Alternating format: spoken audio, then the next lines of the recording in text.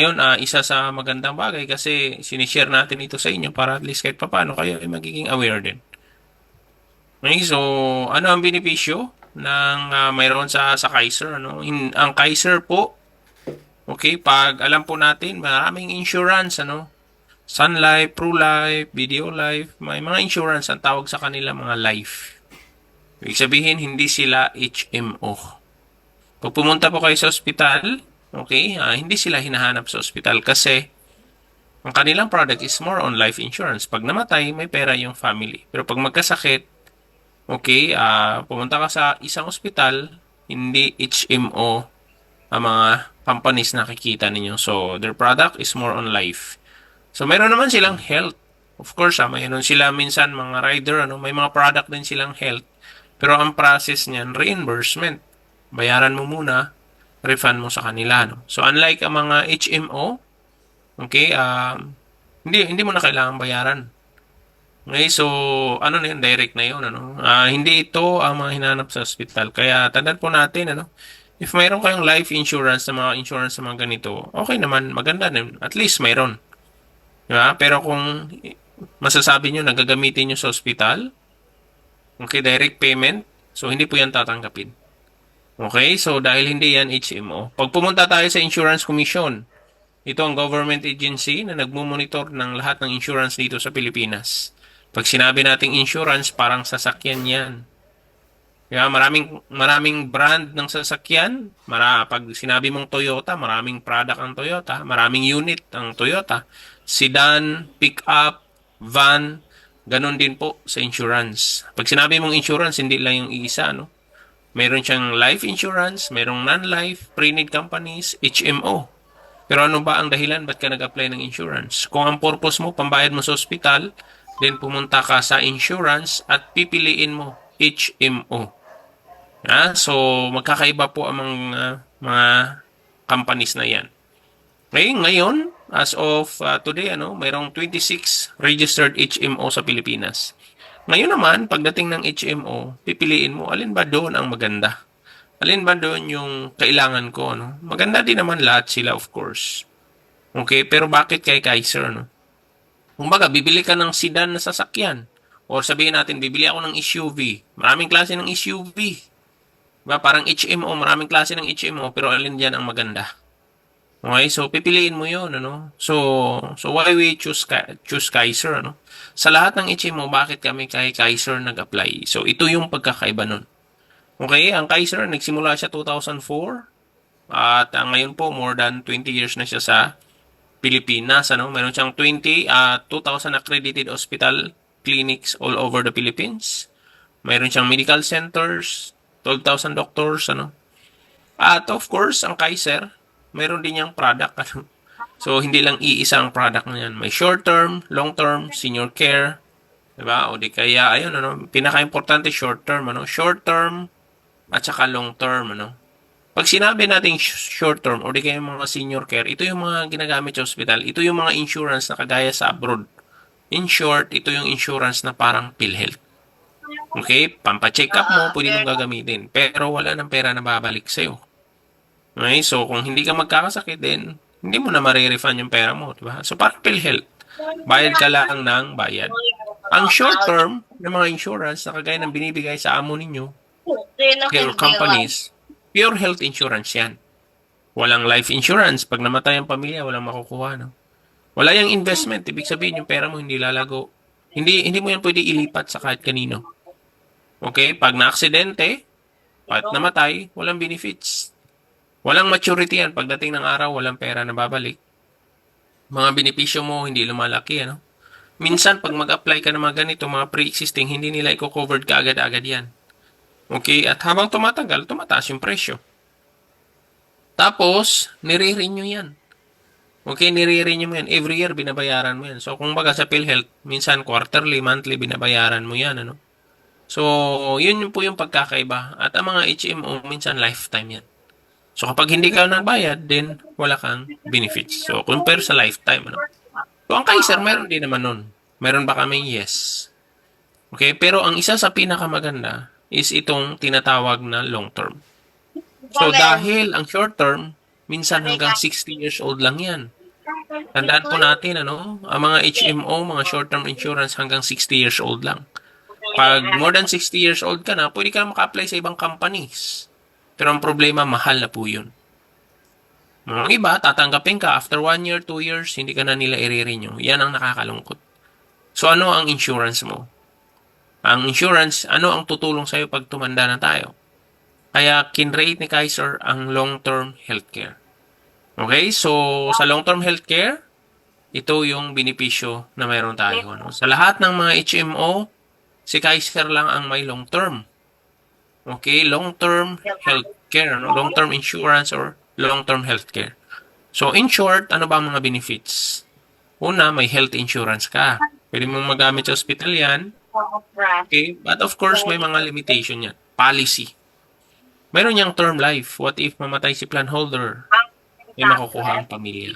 Of course, ang kagandahan may savings. In short, sabihin na lang natin in layman's term, investment. Kumikita din kahit papano, which is maganda kasi hanggat hindi mo ginagamit, nag-grow yung investment mo. Okay? So, may maingay po ba? Naririnig po ba tayo? Clear? Paki-type nga. Anong i-mute ko? Okay. Clear. Teka.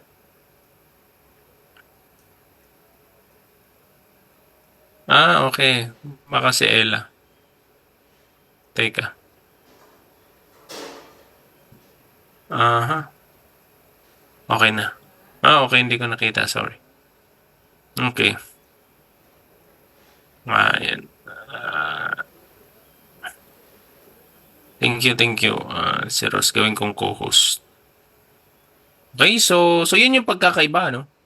Yan yung difference. So isa-summary pa natin yung mga benefits kasi mahirap mag-apply ng insurance na hindi niyo naintindihan. Di po ba? So mahirap mag-apply. Thank you. Mahirap mag-apply, no? So ano pa? 4-way insurance coverage. Anong laman ng Kaiser long-term benefits mo? Unang-una po, mayroon niyang waiver, installment due to permanent disability. Ibig sabihin, nagbabayad ka pa lang tapos na aksidente ka, no? Permanent total disability. So, yung 7 years na yon na binabayaran mo, automatic fully paid na po yun. Waiver lang yun. Pag namatay, mayroong term life insurance, may matatanggap pang family. Okay, tapos may waiver installment due to death. Halimbawa, wala pang hindi pa tapos bayaran, namatay siya, may makukuha yung family, ma-fully paid na. Mas lalo na kung ang cause of death is accident at dismemberment. So, lahat po yun, So, yan yung mga benefits natin. Ang kagandahan pa sa Kaiser Long Term, hindi masasayang yung pera mo. Para ka lang nag-iipon. Kaya parang ang labas, Kaiser Long Term Savings Program. May life insurance ka. We don't know what will happen to us in 20 years. At least kahit papano, may maiwan ka sa pamilya mo. Magagamit mo ba sa ospital? Yes. Okay, may investment or savings? Lumalago yung pera mo? Yes. May lipat ba sa pamilya mo pag namatay ang plan holder? Yes. What if namatay siya aksidente, kagaya ng isang member namin sa Israel, nahulog siya sa bangin, May makukuha ba ang pamilya? Yes. Okay, so pagdating ng maturity, pag nag-retire ka na, may makukuha ba ang pera? Yes, Lumalaki ang healthcare benefits mo. Kahit may sakit ka, pwede ka mag-apply, At mayroon siyang policy na during paying period, pre-existing is will not covered, So at least, 'di ba? Survive mo lang 'yon. Para pagdating ng araw, may pondo ka. Fix ang binabayaran, Ang mga insurance kasi habang tumatagal 'yan, nagmamahal. Okay, pero ito, okay, naka-fix, So tatanggalin ko lang yung aking tatanggalin ko yung aking camera, para hindi matakpan yung ibang presentation. So tinanggal ko na. Okay, tanggalin ko lang yung camera ko. Okay, so yan yung yan yung advantage niya. At ito po ay ang kagandahan, meron siyang 2 years grace period. So, what if hindi na ako makabayad dahil wala na akong trabaho? So, bibigyan tayo ng 2 taon. So, pag nakahanap tayo ng trabaho, ituloy nating bayaran. So, walang problema. At ito po ay 7 years to pay lang. Hindi siya habang buhay. So, kaya mo ba mag-ipon ng 7 years? Di ba? Kaya mo mag-ipon ng 7 years? Yes, kaya naman natin yan. Ano? So, yan yung ano na, yan yung advantage niya. Okay, so Kaiser Long-Term Healthcare, yan yung coverage at mga benefits niya, no? So, ang pinaka the best pa niyan, okay, 85% ng binayad mo, babalik sa'yo. 7 years lang ang babayaran ng Kaisers at saka 13 years to wait ang plan. So, in total, 20 years. So, inisip mo, ay, ang tagal ng 20 years. Okay, so, which is, ang kagandahan, at least, may hinihintay ka. Kaysa magbayad tayo ng habang buhay. Di ba? Ang advantage, bakit ang tagal niyan? Baka hindi ko na mapapakinabangan yan. Okay lang. Kasi, hindi naman masasayang ang pera mo kasi transferable. Transferable naman ito if something happened to us. Di ba? If something happened to us, transferable sa pamilya mo. May makukuha pa sila na benepisyo. Ano ang benefits ko habang nagbabayad? Di ba? Ano ang benefits ko? Habang nagbabayad ako, ano ang benefits ko? No? So, 1 to 7 years. Ito ay sample na Plan 100 na binabayaran namin. Ano? 5,882 monthly or 50,000 yearly. Every year, pag nakasakit ka, meron siyang medical benefit limit. Depende kasi yan kung gaano kalaki yung plan mo. So, pwede mong gamitin sa ospital, 60,000 kung ma-admit po tayo. 24 hours. Pag may nangyari sa plan holder, namatay siya, okay, 450,000 ang term life insurance coverage na matatanggap ng pamilya. At kung ang cause of death ay aksidente, so madudoble yung matatanggap ng beneficiary.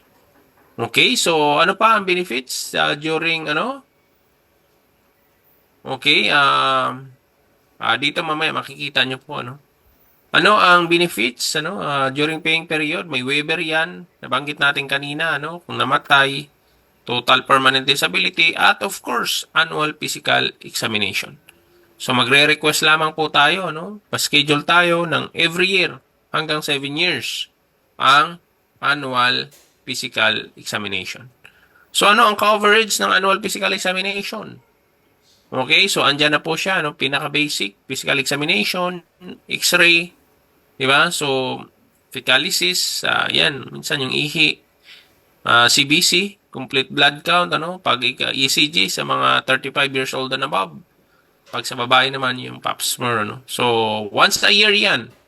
Isang beses yan, At yan po ay libre sa mga accredited hospital at clinics ni Kaiser dito sa Pilipinas. So, kahit what if kung nagbabayad ka pa lang, so dapat 1 year ka nakabayad. Pero kung ikaw ay OFW at nandito ka sa Pilipinas, kahit hindi pa 1 year, pwede mo nang gagawin yan. Dental benefits, yung pinaka-basic lang, sa mga accredited dental clinic ni Kaiser all over the Philippines. Once a year hanggang 7 years.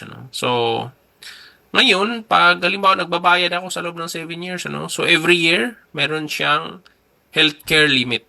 So, kung baga, okay, hospital ka, magkano pwedeng magamit, So, depende yan sa plan mo. So, sa plan ko na binabayad, so, ang limit ko, 60,000 every year. Okay, hanggang 7 years yan. Okay, so, depende. Pag nakikita ninyo, minimum is 50,000, depende yun sa plan mo. Pag malaki plan mo, then malaki din ang babayaran mo. Or, ang benefit mo, Outpatient is not covered during paying period. Ano ibig sabihin ng outpatient? Yun yung nagpa-check up ka lang. So, habang nagbabayad ka, yung pa-check up ay hindi siya covered, So, kung gusto mo ma-covered, pati yung pagpapa-check up mo, then ang advice natin is yung short term na Kaiser ang applyan mo. Yung walang pera na babalik sa'yo. Pero ito is good for admission habang nagbabayad ka pa lang. So, yan ang policy natin sa sa Kaiser long term. Pero kung gusto mo check up lahat, ganito, ganyan, then short term ang babayaran mo, ang a-applyan mo. Again, ang Kaiser long-term healthcare is a savings mo, Pero kung na-admit ka 24 hours, then pwede siya magamit as long as na ito ay sa accredited hospital, clinic ni Kaiser, okay? At of course, ay hindi siya pre-existing illness. Okay? Dahil ang pre-existing illness at saka maternity ay hindi mo na siya covered habang nagbabayad tayo. Pero, pagtapos ka na magbayad, pre-existing illness, maternity benefits ay covered na, okay, after paying period. So, yung mga dreaded illness, yung mga malala na, no? So, i-cover niya yan. Okay, so ano naman ang benefits ko pagtapos ko na magbayad? So, ito may nagtanong kanina, tapos na ako magbayad, pwede ko na magamit yan? Ang sagot, pwede naman. Pwede mo nga siya magamit nung nagbabayad ka. Okay, so but of course, kagaya ng sinabi natin, hindi yan siya unlimited. Tandaan po natin, walang unlimited na insurance. Lahat ng insurance may limitation yan. Okay, na yan po ay nakadepende sa binabayad natin. Okay, so yan po ang tandaan po natin. Ano? On the 8th year, okay, ang plan mo from 8th to 20 year, magkano naman yun? So yan, again, depende sa binabayad mo. Ang kagandahan kay Kaiser, meron siyang 10% fixed amount sa long-term care benefit value from your Kaiser plan. Halimbawa, ang kinuha ko plan 100,000. So every year, may additional siya na benefit. 10% ng 100,000 is 10,000. Nagdadagdag yung value na yan sa healthcare benefit ko. Kaya yung tinanong kanina, magkano ang magagamit ko? Kasi 8 years na ako. Ika-8th year, So magsimula yan sa plan 100, kagaya ko, 42,000. Tapos, every 9 year, pagdating ng 9 year, okay, hindi ko nagamit yung 42, lumaki na siya ng naging 69. 10 years. So, ito yung magagamit mo hanggang sa ika-28th year. Okay? Kung ma-admit ka. Kung yan, pwede ka magpa-check up. So, ibabawas yan siya doon sa healthcare benefit mo. Okay? So yan po siya. Lumalaki po siya kasi compounding. So, yan po ang kagandahan. Nag-i-increase ang kanyang yearly health benefits. Kaya para hindi maubos yung benefits mo, okay, ang healthcare fund mo, then pwede ka naman mag-apply ng short term. O di kaya PhilHealth. So kami, may short term kami. May PhilHealth din kami. Kasi yun ang gagamitin muna namin. Kasi pag nag-retire kami, saan kami kukuha ng pondo, okay, for our medication. Dito na yan sa savings namin, sa long term. Kasi ang short term, maaaring pagdating ng araw, hindi na kami tatanggapin. Di ba? Dahil matanda ka na, So, anong insurance mo? So, ang long term ang gagamitin mo. Kaya siya tinatawag na long-term healthcare. Savings mo pagdating ng retirement. Pero, kung pwede mong gamitin, gamitin mo. Okay? Pero ang problema, pag naubos yung healthcare fund mo. Okay? Pero, kaya siya may tinatawag limitation. Okay? So, ang limitation na yan, nakadepende sa plan mo. So, yan kagaya ng ginagawa natin, increasing yung yearly healthcare benefits. Okay? At ang PhilHealth ay integrated ng Kaiser. So, ang advantage, hindi lang siya health insurance. What if may nangyari? Sa loob ng 20 years, habang naghihintay tayo ng maturity, you are covered. Ano ang covered? Term life insurance and accidental death benefits. So, yan yung covered niya. Okay, magkano? Ang term life insurance mo, 450,000, accidental death benefits mo is 900,000 actually. So ito times 2 mo lang yan kasi doble kapag accident. Term at saka accidental. So total 900,000 pag accidental death. So may nakapag-claim na ba? So of course, actually nung nakarang araw, isa sa mga kasamahan namin nag-claim siya. Ay namatay naman yung kanyang anak at ng mga nakaraan yung mga kasama din natin na-transfer sa mga beneficiary ang kanilang Kaiser. So yan ang advantage na mayroon sa Kaiser. Kagaya ng isa din kasama natin, accident naman ang cause of death niya, nahulog siya sa bangin. So ang natanggap ng family sa Kaiser ay 900,000 pesos. Okay, dahil member din siya ng IMG, nakatanggap siya ng 700,000 pesos or 750,000 pesos. So, iba ang benepisyo ng Kaiser, iba din ang benefits ng IMG. Ang advantage, kapag hindi mo siya ginamit sa loob ng 7 years na nagbabayad ka, kagaya sa amin, hindi naman namin ginagamit yan. Ginagamit namin yung short term namin, So, itong maganda. Meron tayong tinatawag na money back or long-term care bonus. 85% ng contract price, okay, ibabalik ni Kaiser sa'yo pagdating ng maturity. Yan po ay long-term care bonus. Yan po ay kung hindi mo ginamit ang Kaiser mo habang, okay, nagbabayad ka pala during 7 years. Pero pag ginamit mo, 1 time, 2 times, di ba? Na-hospital ka, na-admit ka, so wala na po tong bonus na yan. Okay, so yan po ay para lang sa mga hindi nila ginamit. Okay, so halimbawa, ang binayad namin sa Plan 100 namin is 411,000. Okay? 411,000. So, magkano ang 85% niyan? 350. So, pagdating ng araw, yung 350, ibabalik ni Kaiser sa amin. So, ang maturity niyan, 13 years. So, ito ang total ng maturity ng plan na binabayad namin, is almost 1.2 million pesos. Diba? So, andyan na. Yan na yung pondo mo. In any case, may savings ka na. Pag may problema, may savings ka na. Diba? Ang savings na yan, okay, gagamitin mo sa pambili mo ng gamot, pampahospital mo, so pwede mong gagawin yun. Okay, hindi ka nahihingi sa mga anak mo. Hindi ka na magbebenta ng properties, uutang na kung may medical crisis. Bakit? Kasi may long-term healthcare na ako. Ang advantage, HMO pa siya. So, magagamit siya sa hospital anytime. Okay, may nag-mature ang kanyang Kaiser, May nakapag-claim na ba, Madami. Andyan yan sa Kaiser Facebook page. Makikita po ninyo, Ngayon, maturity ang extended yan. Anong ibig sabihin nito? What if nag-apply ako 40 years old? Pagdating ko ng 60, nag-mature ang Kaiser ko, almost 1.2 million. What if hindi ko yan kukunin? Pwede ba yon? Ang sagot is yes. Pag hindi mo yan kukunin hanggang 65 ka, ang 1.1 mo nagiging 2 million na yan.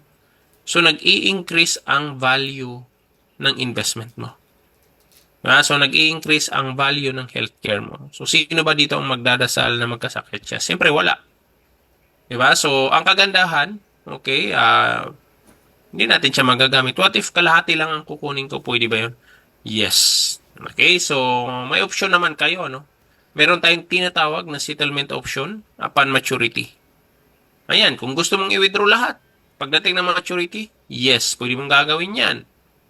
Okay, so kung gusto mo kalahati lang, portion ng maturity value, pwede mo rin gagawin yun.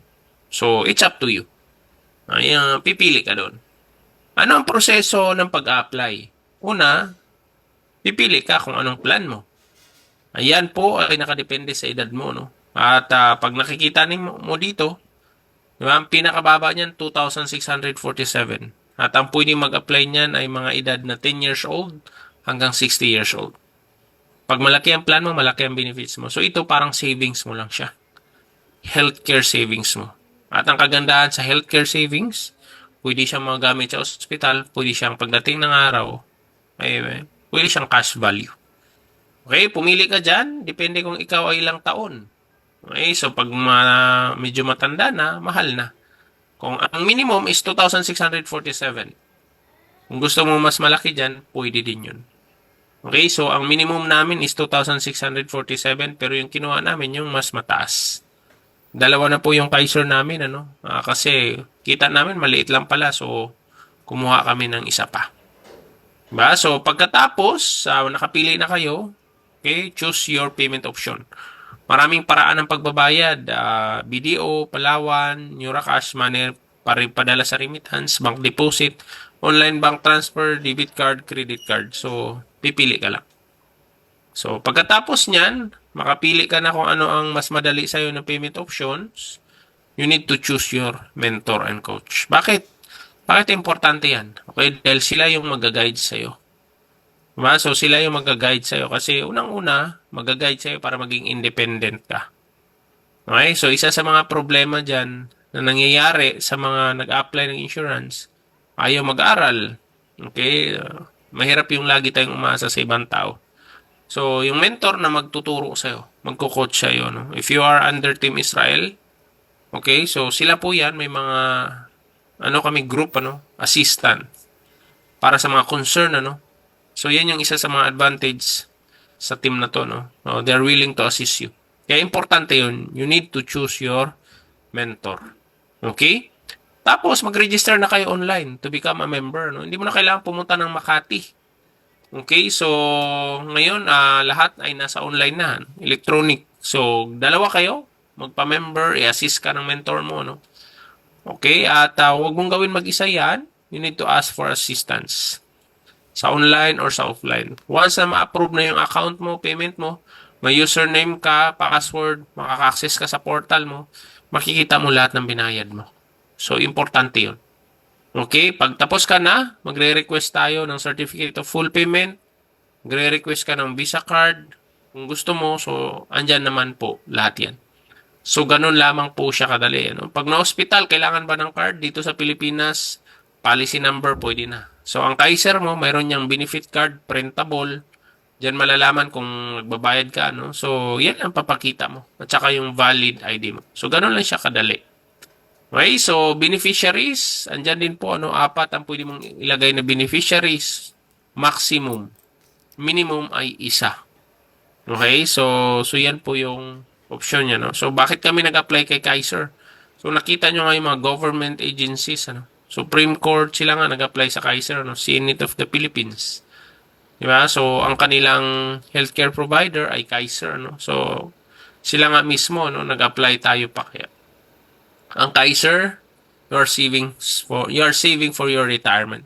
Kagaya lang nabanggit ko, ano? Una, nag-apply kami. Ang maturity niya is 200,000 lang kay Mrs. Half Million. So, parang naisip ko noon, parang ang liit. Kaya nung nabayaran na namin yun, kumuha pa kami ng isa. Okay, so in the future, yan ang pwede namin gamitin pag nag-retire kami. Okay, wag naman sana magkasakit, pero mga bagay na hindi natin hawak, hindi natin inaasahan, kung biglaan na lang dumarating, at least may pambayad tayo. Diba? Hindi na tayo uutang sa mga kapitbahay natin, hindi na tayo hihingi kay mayor o kung sino man, ano. Hindi tayo aasa sa anak natin, baka yung mga anak natin na naghihirap din. Diba? So, at least tayo nakapag-prepare na. So, yan ang dahilan kung bakit nag-apply kami sa Kaiser. No? Yan ay para pagtanda mo, may perang nag-aabang at naghihintay sa iyo. Kagaya po sa kanila. No? So, yan ang isa sa mga dahilan. Ano? Ba't kami nag-apply ng Kaiser? Walang naghirap dahil nag-apply ng insurance.